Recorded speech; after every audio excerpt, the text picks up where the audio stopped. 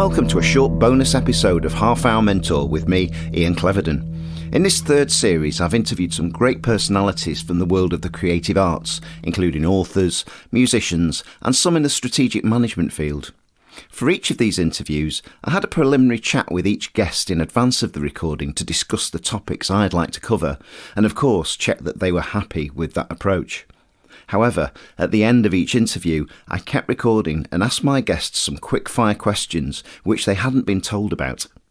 One of the common questions I asked was about the funniest thing that had happened to them in their respective careers. Once they started answering, there was to be no editing, and as you'll hear in this episode, we had some hilarious results. None of the clips you're about to hear appeared in the main episodes. First up is my last guest in the series, the former Director General of the BBC and life peer, Lord Tony Hall.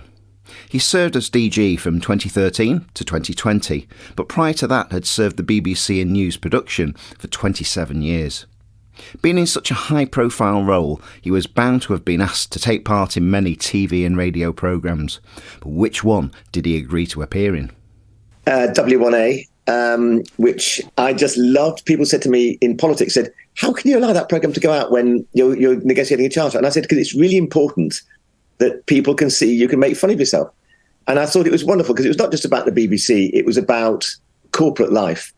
And the funniest bit, I suppose, was I kept saying, I don't want to be in this programme, even though I was, if you know what I mean, by reference. And I, in the end, said yes to being in the last episode where I went aboard the TARDIS and never came back. And I loved it. So the great team, very, very funny. And I enjoyed the show. And I think lots of other people did too, actually. Let's turn to the world of crime fiction writing. I had a fascinating two-part interview with the best-selling author Paul Finch. As you may appreciate, when you sit down to write a novel, you create a first draft, and often several more, depending on the editing process and the demands of the publisher.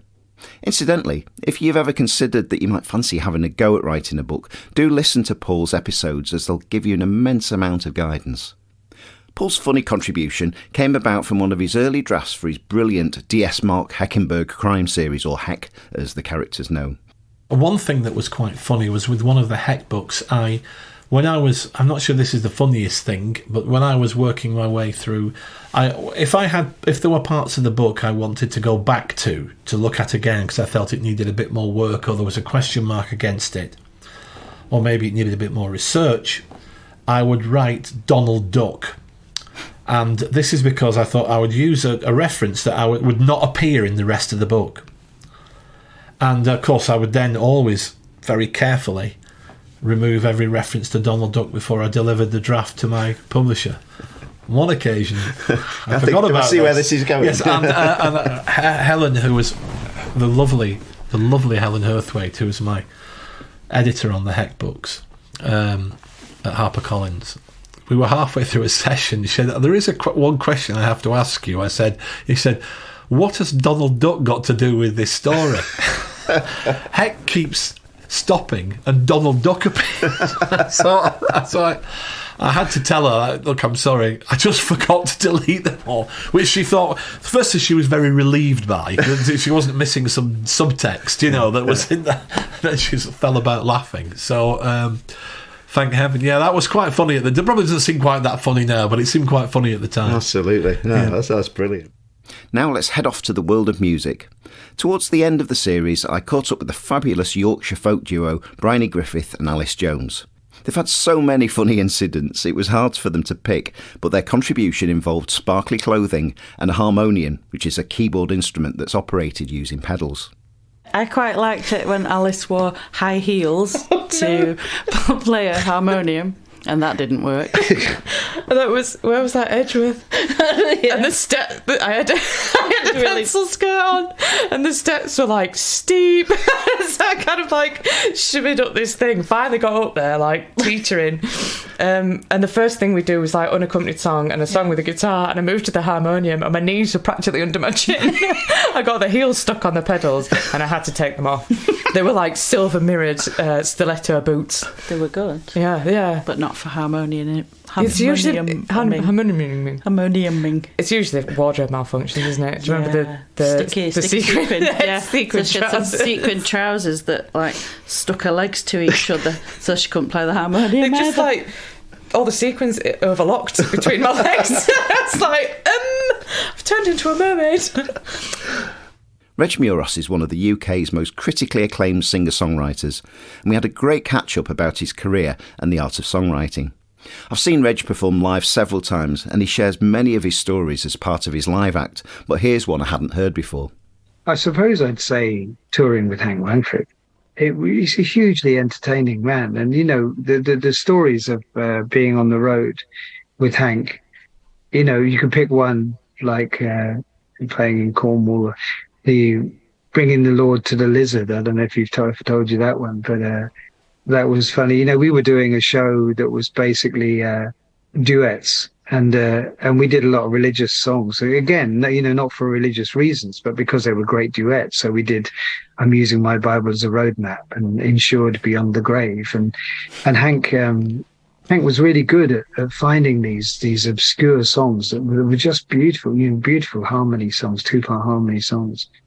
We played the Lizard, and it was just really peculiar. There was a really peculiar atmosphere there, and you know, we'd done all these songs, Insured Beyond the Grave, Using My Bible as a Roadmap.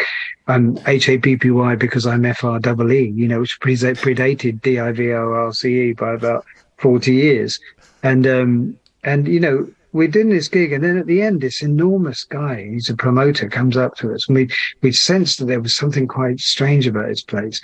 And he comes up and he puts his arm around the pair of us, and Hank's about 6 foot tall, so it's kind of this guy's probably about 6'4" or something.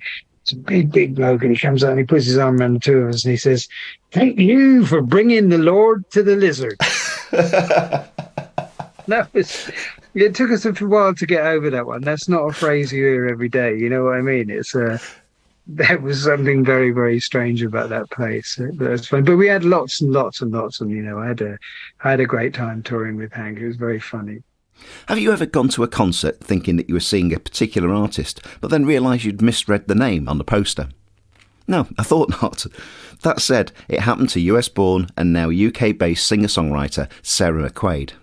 The funniest thing that's ever happened to me is a man, although it's kind of heartbreakingly funny, is a man coming up to me at a gig with a Sarah McLachlan album for me to sign, saying, "This is one of my favorite albums, and I'm so excited to finally see you in person. Will you sign this album?" And I said, "That's not my album. I'm not Sarah McLachlan." I don't know quite how it happened that he actually managed to get as far as buying a ticket for a Sarah McQuaid concert and hearing me perform and still thinking that I was Sarah McLachlan, but that seemed to have happened. The last of the musician stories is a cracker. Here's another of our finest singer-songwriters, Boo Hewerdine.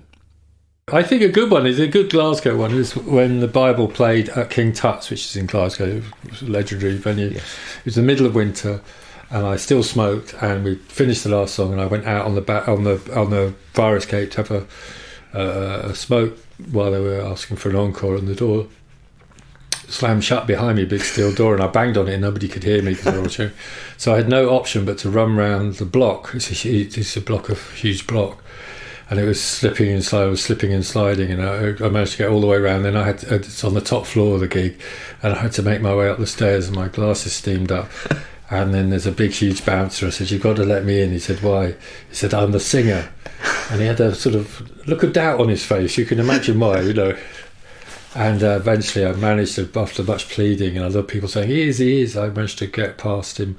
And I ran onto the stage and I fell flat on my face and bent my glasses and had to do the encore with my glasses like that. So that was quite a good one.